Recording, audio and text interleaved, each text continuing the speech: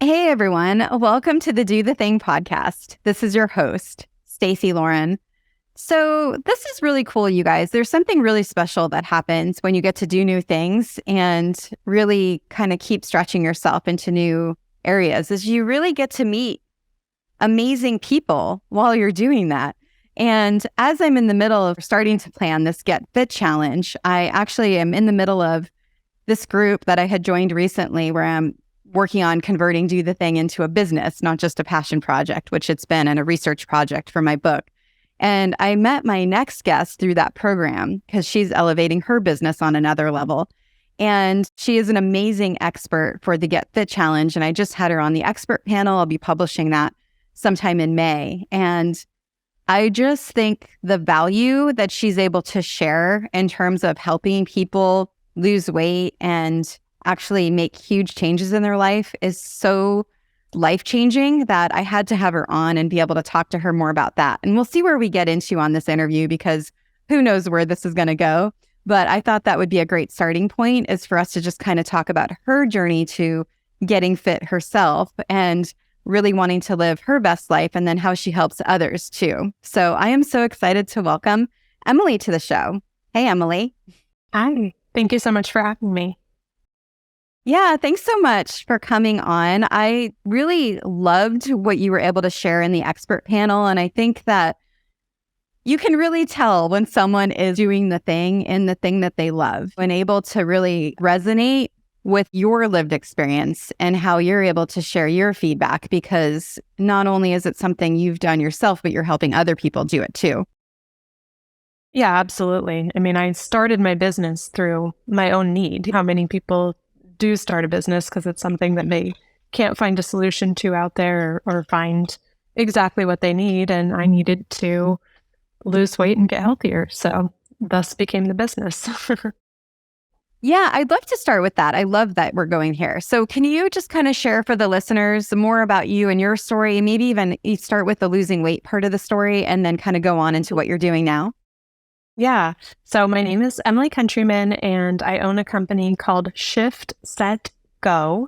And we are here in the Pacific Northwest, and it's weight loss centers. So we offer brick and mortar, a physical location that a client comes in every week, meets with their weight loss coach. They do our program and they're able to lose a substantial amount of weight. Our typical client, we call her the 50-50. She's about 50 years old with about 50 pounds to lose. That's kind of our sweet spot.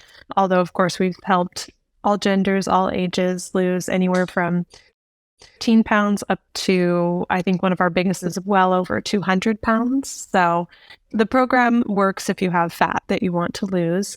So how I started, it was actually back in 2011. And I had two children at that time. And I was really just looking to lose the baby weight. I had about 20 pounds of extra weight that my quote baby was, my second one was born in 2008. So it really wasn't baby weight anymore.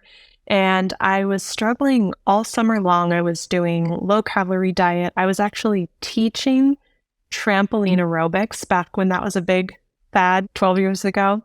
So supposedly losing or burning 1,000 calories a session or whatever it was. And I was teaching that all summer long because I was always a fit, healthy person. All growing up, I did all kinds of sports. I stayed healthy. My parents are very, very healthy. So we grew up in a healthy home, but I never knew how to lose weight. It wasn't something that I had really set out to do before. So I was just doing the conventional wisdom of eat less, move more, which I now believe is one of the biggest falsehoods out there if you're trying to get healthier.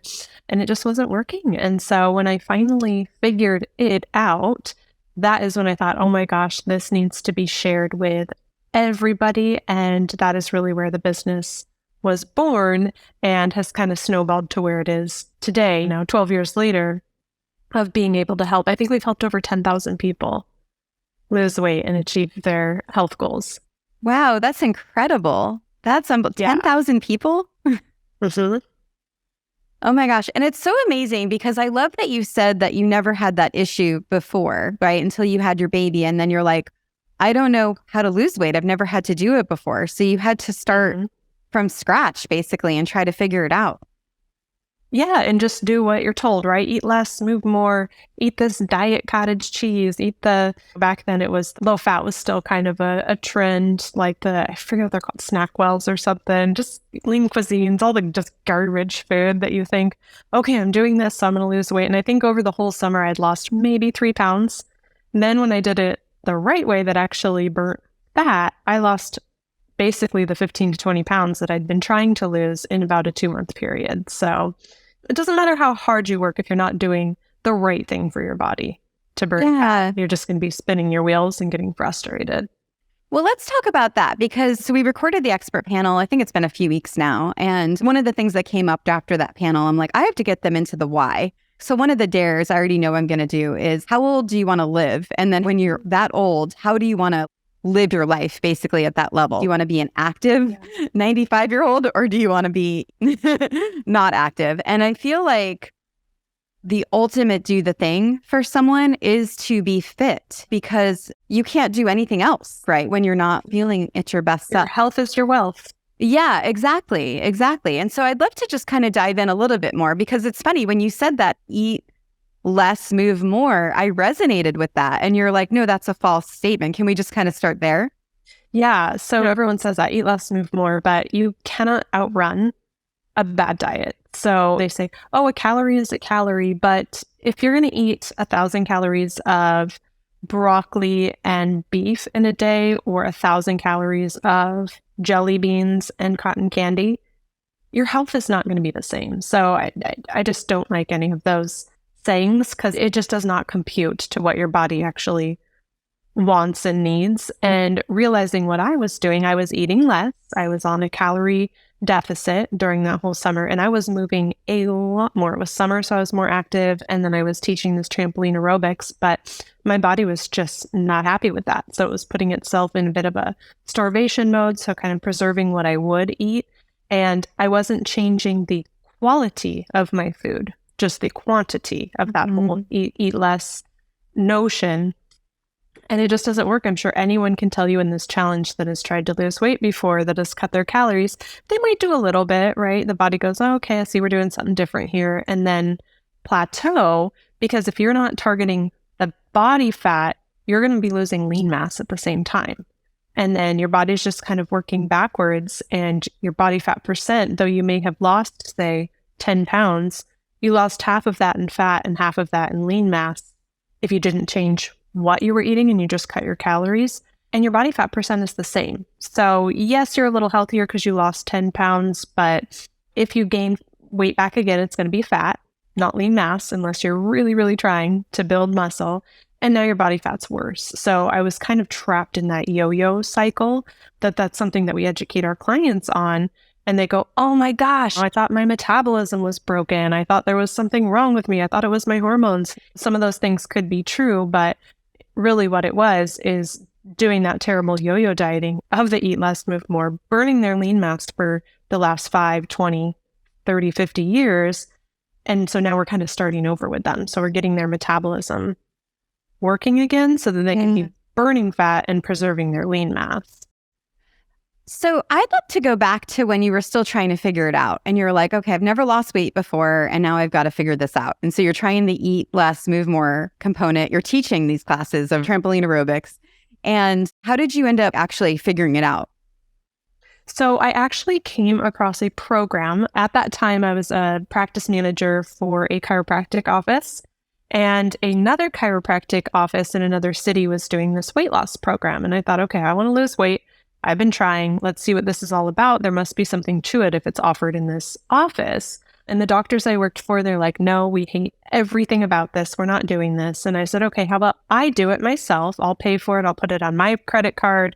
I'll learn everything. I'll be everything. I'm just going to rent the space from you in this office that we have. And they said, fine, do whatever you want. Just kind of brushed me aside. Do what you want. So that's how it got started. And that's what really unlocked my passion for nutrition. And then I went on to become a board certified holistic health coach and just said there's so much more to this now that I actually understand how the body works, which was a great thing that all ended up happening. Otherwise, I just would have kept living my life, not really realizing that, okay, yeah, I know that this food maybe isn't as healthy as this food. But now that I understand all the ins and outs of it, I feel like when I do your challenge, I'm going to say I want to live to 100 and feel amazing at 100. And I truly believe that I can and will do that now that I have all the education for it. Yeah, amazing. I'd love to hear too, because sometimes when people hear about going into a program or starting a program like this, it's scary, right? Because it's all the unknowns. I'd love to just kind of walk through what that's like for somebody. Let's say they Google or they go to the website, ShiftSetGo, and then they decide to sign up. What is that process like for them? We have a very one-on-one approach. We don't do any group meetings. It's not your mom's diet. So a client would come to us and have a free consult. We always do that first so that we can get to know them, what kind of their history is of weight loss, where they're at. And then once they decide that the program is right for them, which most do, then they meet one-on-one with their coach weekly. So we either do that virtually if they're out of Washington, or if they're local to one of our locations here, then they come in and meet with their coach every week. And they're getting educated the whole time. So it's not just okay, let me record your weight next. It's actually sitting down, talking to the person, figuring out what did they do this week? What do they have coming up next week? Reviewing their food journal with them. But then we use a lot of tools with cognitive behavioral therapy. So we do have a very hard line. We're coaches, not counselors. However, there are a lot of tools in the CBT world that help dramatically with weight loss and the mindset of weight loss. So we do a lot of that with clients and figuring out what are their sabotaging thoughts? How can we help them with new healthy responses? We do a tool called Advantage List. So figuring out what are the advantages of losing weight, just all kinds of tools like that the coaches use with their client, depending on their client, right? Because it's very individualized. Because they could white knuckle it, lose their 50 pounds, but we're all about maintenance. Yeah. So if they just have a few month period where they say, this is it, then I can go back to eating my pizza, or I can do this later, or I can eat that later, the whole thing's going to come undone. And we're not saying you can't ever have pizza or ice cream again, but we're saying figure out your body and what and how it can have those things. And then you absolutely can have them again. We do a lot of what we call forever meals with our clients. So figuring out what's going to work for them now to lose weight that they can keep in their rotation, say for a dinner meal, that's a forever meal. Because we don't want that mindset, as cliche as it is, that this is a lifestyle change, right? So they need to know 6 months from now, you're still going to be eating similar to this way. It won't be as drastic because we're not in the decline of weight and trying to burn the fat, but to maintain it, if they eat the standard American diet, which is SAD appropriately for standard American diet, So funny. to have the life of a standard American, which is 75% of Americans are overweight. Probably more percent are sick and don't feel well. So they do have to do things a little bit differently in maintenance, but that's our big push with clients is maintenance. So we actually don't charge at all for our maintenance program. And we've had clients, here we are 12 years later, that still come in for their monthly maintenance check-ins. Amazing, because it helps them with the accountability part of it. Accountability. Mm-hmm. Yeah. Absolutely. Okay, you're just now making me think. I'd like to do you mind if we go through the Do the Thing formula and your program and we'll kind of see how it matches up? Okay, because that just opened up the door. So the formula is called I'm Game, and it pretty much I dissected it after 80 interviews. I found all the common patterns of people that did the thing, and I'm Game, which is an acronym, is what came out. And then since then, I've been able to dissect it, or been able to see other programs that have it, like this program that I sold books door to door with when I was in college. They have it integrated. 12-step programs have it integrated. And actually, I've just started dissecting it from movies too, and showing how a character in a movie, my daughter did it with the movie Up, how they follow the formula. Okay. And so the I in I'm Game is identify the why. And we sort of talked about this earlier, but I'd love to hear how you do that with your program and what the coach does with the person to help them really get into what their why is. Yeah, we actually have a worksheet. We call it the why worksheet. And it asks a series of questions, not because you can't just say to somebody, why do you want to lose weight? And they say, oh, I want to lose weight because my doctor said I'm pre-diabetic and I don't want to be on diabetes medication in 6 months. Okay, that's level 1 of your why, but that's going to fade real quickly once they've lost maybe 20 pounds. They're a little more out of the danger zone. We need to know what's level 2, 3, 4, 5, 6, 7. So we say, okay, why don't you want to be a diabetic? And then they go, oh, okay, well, I guess I don't want to be on medication forever. okay, why don't you want to be on medication forever? So you keep going through the list and keep asking yourself why. So we have a couple starter questions to help them out to start figuring that out and then figure out that deep why. So that's something that the coach uses quite a bit in coaching, not just the first day that the client starts, but more importantly, we need that why at week 7, week 20, week 30, when the momentum or the motivation starts to slip a little bit. We call it the fire's out. They don't have 100 pounds to lose anymore. They have 50 or 20, and it's not that much of a fire anymore. So we got to bring that why back, and maybe we need to refine it now to figure out, okay, why do you want to go the distance and get the last 20 off or the last 50 off, whatever it may be for the client. So the why is huge for sure. Yeah, I love that you have a worksheet, and it sounds like they could even probably print it at home and then put it up somewhere so that when it is getting hard, they have something to kind of look back on. Absolutely.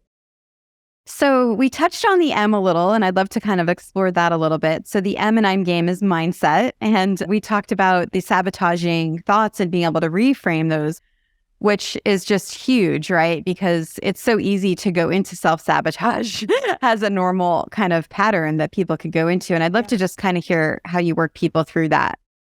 Oh, mindset is everything. Our program, it's the basics of it. It's 3 stages. And the first stage is literally just on a 2-page piece of paper. We're going to eat this and this and this and this, and we're not going to eat these things. I mean, in a perfect world, anyone could pick up that paper on the sidewalk and go, okay, I'll follow this. But will they? We know that they will not. Yeah. So that's where the mindset comes in of, okay, you said you would. Now it's Monday. It's the 1st. Here we go. We're beginning this program. But then what's going to happen come 3 p.m. or 8 p.m. or day 3? There's going to be those sabotaging thoughts. We call them the triggers, right? It could be a trigger place, a trigger person, a trigger time of day, a trigger food, a trigger restaurant. There's all kinds of triggers. So helping the client to identify that, ideally before it happens, but typically it's after something happened. And that's why we meet once a week to see what's gone on. And they say, oh, well, the boss brought in donuts for Donut Friday. Then we can start to identify, oh, what was the actual sabotaging thought? Because in the CBT world, they talk about you don't accidentally eat a piece of cardboard, right? You don't accidentally do that, but you accidentally ate some of the donut. Well, no, you didn't. There was actually the trigger that happened. The boss brought in donuts. The sabotaging thought of insert 1,000 of them. One could be, I've done so good this week. 1 donut won't hurt. Then the action is, okay, so I ate the donut. So we try and help in that middle part there of the sabotaging thought to say, okay, next time, let's work on this new sabotaging thought, and we'll help them formulate that thought. We have little note cards that we put it on, say, put this in your bathroom, put it in your phone. It'll pop up to you at a certain time. If your boss brings donuts every Friday, that's a trigger for you. We're going to make sure you read that Friday morning. Coach is going to text it to you Friday morning. You're going to have it pop up on your phone. I mean, we got to get in there and fix whatever that sabotaging thought is to a new healthy response, so that now when donuts come in Friday, they have their new response that they say, and they don't eat the donut. Yeah, it's so amazing to me. I started the 3rd challenge where I have this dare, and it says, tell us all of the excuses you have on why you don't think you'll be able to do this thing. And I feel like that idea of the sabotaging thoughts is so similar in that way of getting them to already tell you ahead of time, so then you can figure out what is that trigger that's going to get you to not do it, and then coming up with something that will help you do it. Yeah, absolutely. It's a sabotaging thought really is just an excuse. You mentioned also the advantage list. Does that go under mindset as well, or is that something else? Yeah, I would consider that mindset as well. And that's something we do. It's kind of the flip side of the why worksheet. So they know their why. We can count on that for a while. But at some point, like I mentioned, the fire's out. And the idea of becoming type 2 diabetic, because their doctor said they were pre-diabetes, is so far away. That was 80 pounds ago, right? And so they do still want to lose 20 pounds, but they're really not in the danger zone of becoming a diabetic. So now we need to discuss with them, okay, what are the advantages of you losing that next 20 pounds or getting to a body fat percent, or we look a lot at visceral fat. It's not just about pounds at our office. It's more the health goals. But what are the advantages of you becoming your healthiest self? then they can start to look at it from the end view of, okay, here I am at my goal weight, my goal health, and the advantage is I never have to worry about diabetes again. The advantage is I can go take my kids, my grandkids on a flight to a trip to an amusement park that my body will keep functioning the way that I want it to function. I can keep up with it, whatever those advantages are for them. So kind of looking at it from more futuristic, and they go, let's see all the possibilities. Like, oh, that could happen for me, and it will happen for me. And I'm excited to get there now. I love that, because you're really helping them expand their mind to what's possible once they're able to do it. Exactly. The other thing I loved that you mentioned in the expert panel, and I think this goes under mindset too, is the non-scale victories. Actually, no, now that I'm thinking, maybe those go under goals. Yeah, they could be both. We do a lot of mindset, as you can tell. Yeah. That's a lot. Yeah. Let's stay on mindset for a minute before we go, because we could talk about those and we'll see where they go. It doesn't have to fit in a box, because I think a lot of times the pieces of the formula sort of blend together. So why don't we talk about the non-scale victories? Because I think the thing that I mentioned, because I noticed this with my own fitness, is for me, when I pick up my dog food bag, and it's like 50 pounds, I can tell if I'm working out or not, because sometimes it's easy and sometimes it's not as easy. And you had some really cool non-scale victories that you mentioned. And the reason why this is so important and why there's part of it that's under mindset is because you can't see results for a while when you're getting fit. And so there's got to be something that motivates you other than the way you look, and sometimes even the way you feel in a way. Absolutely. Yeah. It's not just, yay. We do have these boards in our office. We call them the milestone boards, and a client will sign it when they've hit 20 pounds, 30 pounds, 40 pounds. And that's more for motivation and to celebrate that client. But the non-scale victories are so much more personal. And again, because I say we don't really focus so much on weight in pounds at our office, it's more the whole person and getting healthy. And a lot of those have to do with medications, because again, most of our clients have 50 or more pounds to lose. And typically with that comes all the symptoms of metabolic syndrome, high cholesterol, high blood pressure, pre-diabetic or type 2 diabetes, sleep apnea. They're on a slew of medications when they start with us. And when you're able to lose 50, 80, 100 pounds of fat, typically those clients are able to go off of those medications, or at least have them titrated down. So now they might not be doing insulin injections, but they're just on maybe some metformin. Their health is drastically improving. So that has always been a lot of them when the client comes in and says, hey, I'm off my insulin, or I've cut my blood pressure in half, or whatever that they worked out with their doctor. So those are always exciting. But some of the other ones are just activities of daily living. So multiple times I've had clients say, I can tie my shoes now, A, by myself, but B, not getting out of breath, bending over to be able to do it. Or I can fly on an airplane now, and I don't have to book first class for the size of the seat, and or I don't have to use a seatbelt extender anymore. That's a huge one. I've had so many clients tell us that. Other ones are just that they can be playing on the floor with their kids or grandkids because they don't have that pain and inflammation in their joints as much anymore. Our program is very anti-inflammatory, but also so is losing 50 pounds. Your hips feel better, your knees feel better. So they can do those things that they wanted to do. They can get back to some of their hobbies. I had a client tell me that she picked up a new hobby after losing 80 pounds, and we're up here near the mountains. Her and her husband go snowshoeing now. And she said she never, ever would have done that 80 pounds ago. So just kind of having this new lease on life. And those are so many non-scale victories that are, yes, losing the weight is great, but this life you've created now is what it was all about.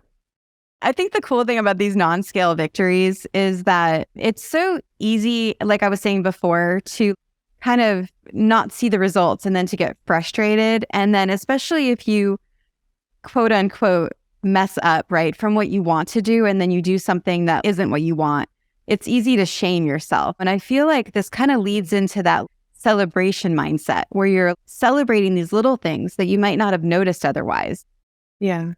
Yeah, absolutely. I mean, we go into it knowing that not every day or meal or week will be, quote, perfect for the client. I mean, that would be very mechanical, very robotic if that was the case. And honestly, if that was the case and they didn't have, we call them slip ups, right? I don't want to call them messing up or a mistake or anything.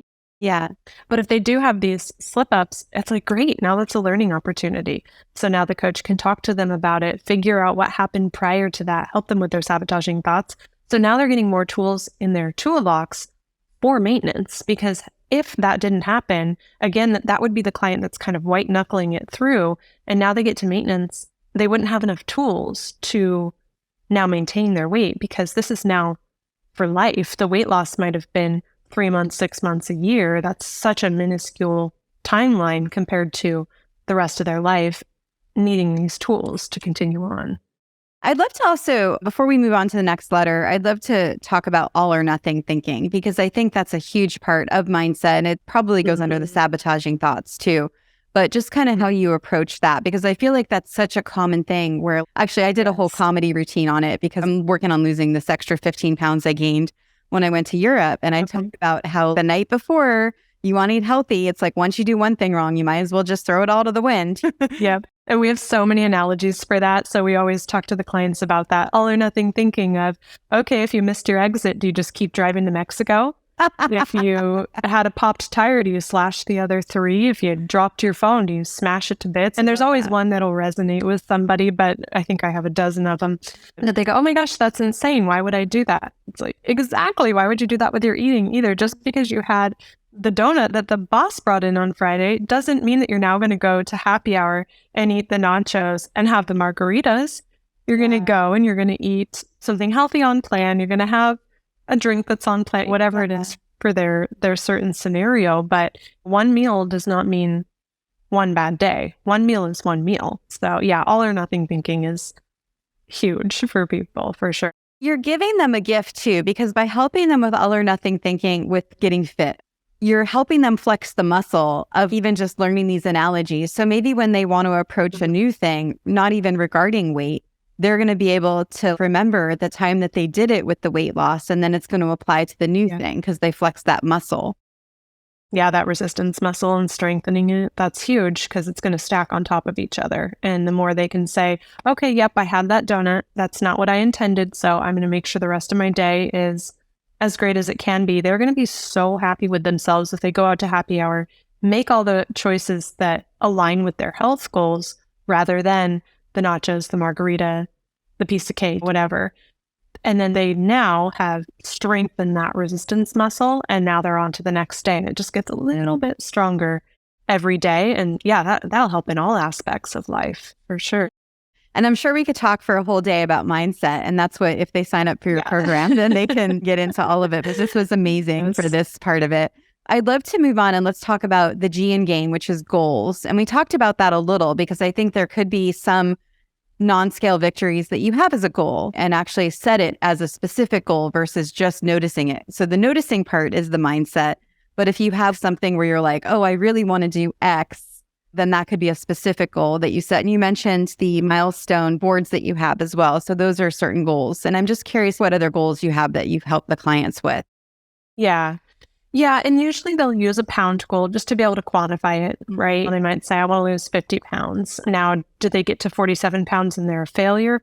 Absolutely not. That's fantastic. And so we always say, when we get closer to it, our program, you can start to transition to maintenance at any time. So they can come in that week, meet with their coach and say, this is it. I feel amazing where I'm at here. And a lot of people, because diets in the past, they've lost lean mass and fat. So the body fat percent didn't change to what it really should have. And on our program, they're just burning fat. So they might be a little bit heavier on the scale, but be the smallest physically that they've ever been. And so maybe that goal was to fit back into this pair of jeans from before kids or from their 30s or something like that. Another thing we look at a lot for goals, and this is easier to quantify, is because we do a body composition every single week when they come in. We have a big heavy duty scale that tells us all the numbers that you don't want to know, but they are good to know. So for some people, it's that visceral fat. It tells us their rating for that, which is that internal abdominal fat that is the very dangerous, going to have a heart attack, going to have a stroke fat that men usually are higher on. So when we point that out to people, then it kind of becomes more of a health goal going, wow, I need to get that visceral fat into a healthy range. It could be the body fat percent. It could be a hydration. So there's lots of numbers on there that they look at, and that might be more of their North Star for their goal other than just kind of a arbitrary, I want to lose 50 pounds. Or it could be the medications, like we talked about. A lot of people, it's that they're starting the program on these medications that they thought was a life sentence, when in reality, a lot of times if they lose enough fat, they're able to go off of those, or at least have them minimized to a smaller dosage or whatever it may be. So yeah, we have clients with all kinds of different goals. Yeah, and I love that you said that too. And I think you mentioned this in the expert panel. Just even adding more water to your day is a good goal, and being able to put a number on the amount of water that you're going to drink. So then you're not putting so much pressure on yourself with having the specific number that you're looking at. Yeah. Yeah. And most people are dehydrated. So that is, if they're looking for somewhere to start for their goals, definitely starting it at drinking more water. That's a huge one. And now we're going on to the next letter, which is the A in game, which is accountability. And it sounds like you guys do this really well. And I'd love to talk to you about accountability, because I think so many people have things they want to do, and then it's so hard to sometimes follow through with them. Time, the sabotaging thoughts, money, whatever it is that comes up for people. But by holding yourself accountable, whether it's internal accountability or external accountability, that's really what's going to help you do the thing. So I'd love to just kind of talk through that as well. Oh, yeah. We're all about accountability. And like I said before, you could find our program if someone dropped it on the sidewalk, but are you going to stick with it? I mean, A, your mindset has to be there, but B, you're probably going to need someone to hold you accountable. So when we kind of look at the most successful people in the world, whether it's business or athletes or someone who did drastically try and change their life, I couldn't probably point to any of them and say that they did not have a coach. They all had a coach. They need someone there to hold them accountable, whether it's the top business executives have business coaches or speaking coaches. Olympians probably have a dozen different coaches for all the different aspects of what they do. So even these super high performers and high achievers need somebody there holding them accountable. It is huge. So even when our own coaches do our program, because sometimes our coaches become coaches because they've already done the program. Some might be partway through the program and will become a coach. And we always say, or maybe they're doing a tune-up. They had a summer vacation, went on a cruise, whatever, they want to lose 5 or 10 pounds. They have to have a coach to do that. They know the program better than anybody. They know it inside and out and backwards, but they need to have a coach. They need to be checking in with another coach at our office, whether it's virtual or in person, for those few weeks of doing that tune-up, because they need that accountability and just someone to help kind of bounce the ideas off one another. But I've never seen anyone do our program successfully that has kind of ghosted their coach. Mm-hmm. So if they start the program, they're rocking it, they're keeping up with their coaching appointments, and maybe they had a bit of a slip up one week and they think, well, I'm going to fix this before I go see my coach again. And oftentimes they don't, because there was nothing accountable. They didn't have that weigh-in with their coach on Monday morning. And then it kind of snowballs. And whether they're gaining more weight or just not able to lose those few pounds that they gained, usually we see them come back to us 6 months, a year later, kind of with their tail between their legs, like, I'm sorry I messed up. Or like, the only thing that was messed up here was ghosting your coach. You have to keep up with the accountability, because we expect that it's going to be, the success path is a little bit up and down. We were expecting that to happen. That's exactly what your coach is here for. So just kind of telling clients that ahead of time too, that helps a lot. So we don't get ghosted as much anymore. I think it's smart, because you're telling them ahead of time what's going to help them be successful. Don't sign up if you're not going to commit to this, because you're not going to be successful otherwise. Yeah. And if you do commit and you have a little slip up, who cares? Yeah. That is what we're here for. We expected that to happen. That's what you need the accountability for, because we can get them right back on track right away, back to losing weight again, rather than all this wasted time. Not only the time, but that their mindset is getting weaker and weaker doing that, because they're beating themselves up. I knew I wouldn't be able to do it. Just another diet that I was going to fail. I mean, that self-talk can be atrocious. So having that coach in there to say, hey, that's okay. We knew this was going to happen. Let's assess the situation, get you some more tools to continue on, and off we go. When they're sort of phasing out of the coaching program and they switch to the monthly, how do you help them kind of do that accountability then? Is it more internal accountability, or what does that look like? Yeah, so the transition kind of takes some time. So they're coming in weekly, and then once they're in maintenance, they're still coming in weekly until they're really ready, because we kind of have to fine tune what their meal plan is going to look like for them now in maintenance, because it's different for everyone. So once they're ready, that first year, we usually see them about twice a month. And that way they're still staying pretty accountable. And then when they're ready after the first year, going to once a month, we kind of picked that number because they've sustained it for a year. And that's huge. We call it our balance year, that first year of maintenance. To have maintained this new weight for a year, it's going to be a little more locked in than had they only maintained it for like 6 weeks and we cut them loose. So after that balance year, they're coming in about once a month. And there's a little bit of ups and downs, of course, because maybe they came in the beginning of December, they're doing great, and now their appointment is beginning of January, and they said, oh, the holidays got to me a little bit. We say, no problem. We're just going to do a tune-up, a week or two of the program, kind of deal with that. Again, reassess the situation. Now they have more tools for next Christmas when they go through all of the baking and the eating and everything. But yeah, they're able to really stay accountable on monthly in maintenance now because they have that once a month kind of clockwork appointment, and they've done it for so long now that they have so many more tools than they did day one when they were on weekly. Yeah. And then they've also, for the listeners too, it's like they flex the muscle enough by doing this program for so long that it kind of comes second nature to them to be able to continue to do it. Yeah. What about, is there anything with internal accountability that you help them do? Any kind of thing they have to check off, or is there anything that they do to kind of prove to themselves that they're able to do it? Yeah, they do have a food journal. We do have an app they can do it on, but we also have a paper food journal. And on that, there's all the different accountability things on there that they have to check off for the day. But it also has something that they're grateful for from their body that day. I'm grateful today that I have 2 feet that walked me to my job, or whatever it is. It could be the most simple thing, just to kind of help them again with that mindset. And then of course we have all those different worksheets and things that they're going to be doing. So it would really just depend on the client. So what the coach is kind of feeling that they need at that time for their mindset, and then using those sabotaging thought healthy response cards that we have. Usually by the time they get to maintenance, they're going to have a whole stack of those guys. I love all of that. And I also really love that. What are you grateful for your body today? Because I feel like a lot of times we hear, what are you grateful for? What do you want to celebrate? But it's actually specific to your body that gets you to think of these things that are working that you don't even think about. Yeah, it's not as bad as we put it out to be. Yeah. And you're getting them to focus on the good of their body and not just, like you said, beating themselves up. Yeah.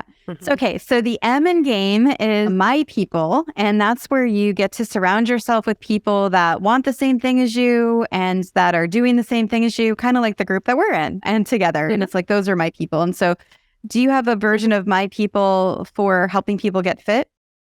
Yeah, we have a Facebook support group. So it's just for clients. So they feel really safe in there. And that's where they can ask about a recipe or a tip. Hey, I mean, just the other day, someone said, I'm going to a Mexican restaurant. What should I order? And then a dozen other clients say, oh, try this or this or this. So they're just surrounded by all the people doing the same program with them. That's also where we post the photos, if the client consented to it, that they signed the boards. And they just get so much shout out and love on that. Everyone, good job, great job, way to go. And that just kind of fuels the fire to keep going to the next board that they want to sign or to keep going to their goals. But yeah, they have a lot of my people around. I love that you do that, because then you don't feel so alone and you feel connected to a community of people that really are going through the same thing. There's so much power in that. Yeah, absolutely. Well, you did the last piece of the formula, E, and educate. You talked a little bit about this. I'd love to just kind of explore it more just to make sure we've got it all. But pretty much you said when they meet with the coach weekly, that's what the coach is doing, is they're really educating them on how to eat, what to eat, and then also helping them learn about themselves, which is really important. Just kind of wondering if you want to speak any more to educate.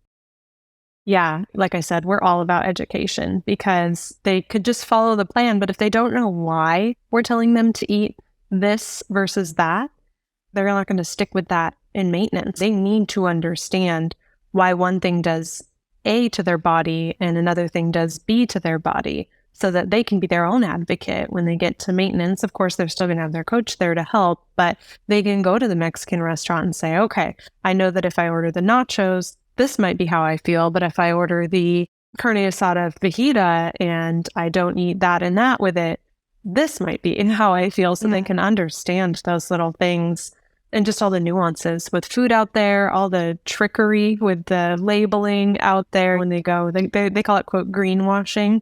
So when you go to the grocery store and you see all those labels, makes it look so healthy when in fact it's not. We do a whole sugar workshop for our clients to show them, this bottle says it's water, but it actually has 40 grams of sugar in it. So even just food label education, things like that is big because we have to eat every day for the rest of our life. So we need to understand how to do it. So I'd love to also hear, there's a second part to educate that I realized recently when I was evaluating the 12-step programs to see if they followed I'm Game. It helped me actually add another piece to educate, which is educating others, because that's part of why 12-step programs are so successful, because they have that sponsor program where they're able to teach other people. Actually, you mentioned it. It sounds like they do have that through the being able to become a coach. And I'm just kind of curious if you can talk through that a little bit more, because that second piece of now you've done the thing and now you get to educate others. And actually even doing the thing, you mentioned sometimes they're doing it before they've even lost all the weight. And they're educating others, which then helps them continue on. So let's just kind of go there for a minute. Yeah, definitely. Like I said, most of our coaches were clients, right? And it changed their life so profoundly. And they already were those educators. And in fact, quite a few of them have been teachers or counselors in the past, make fantastic coaches because they want to educate and help the clients.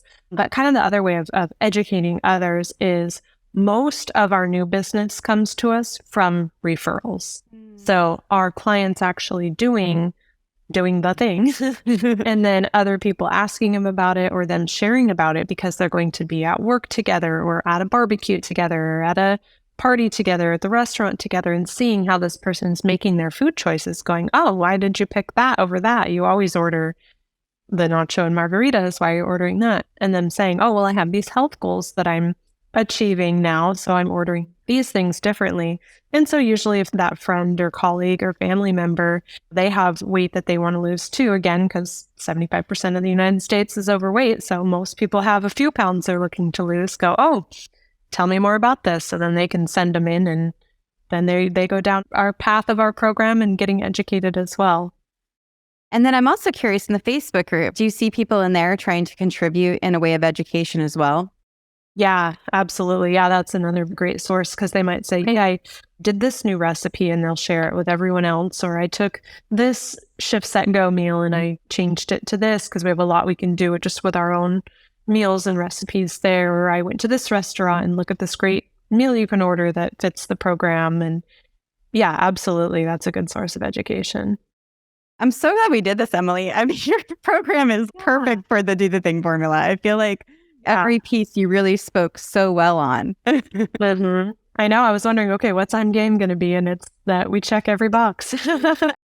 Every box. Yeah, no, that was amazing. What would be your biggest piece of advice for the listeners on doing the thing? Just take the first step. It's usually the hardest step. So just booking the call, like for us, booking a free consult, talking to a coach, or if you're wanting to go to the gym, literally go to the gym today and join. You don't have to wait until Monday. You don't have to wait until the new promo that they're going to have, or picking up the phone and calling your accountability buddy and saying, hey, Jane, we're going to be accountability buddies. We're meeting today. If they can, don't stop putting things off till tomorrow. And we're going to walk around the lake or something like that. But just taking one little tiny step forward. It doesn't mean you've now committed to doing that every day for the rest of your life, but building that resistance muscle one little step at a time. Please share with everyone where they can book their call. And then if you have a personal page or anything else you'd like to share, I'd love to have this be a chance for you to share. Yeah, thank you. They can visit our website. It's ShiftSetGo.com. That's ShiftSetGo, all one word. And on there, they can learn a little bit more about the program. We have an excellent blog if they want to just get a little more educated. We have tons of recipes on there. Right on the homepage is where they can learn, if they're not local, about our virtual coaching, or there's a button to find a location, and then they can book a free consult from there. I love that you have the blog too, because that could even be a first step for people. Yeah, absolutely. Thank you so much for doing this with me. I just feel honored to have this time with you. And I learned so much just from being able to have this conversation. It sounds like just all the work and the way that you structure things is so based on lived experience, right? Where you're like, okay, they're going to need this and now they're going to need this. And it sounds like you probably evolved things along the way as you were able to grow your business. Absolutely. Yeah. We're always iterating things going, oh, this would work a little bit better, adding that because we want the best outcomes and the best experience for our clients. And for the listeners, do the thing. Don't wait for opportunity, create it.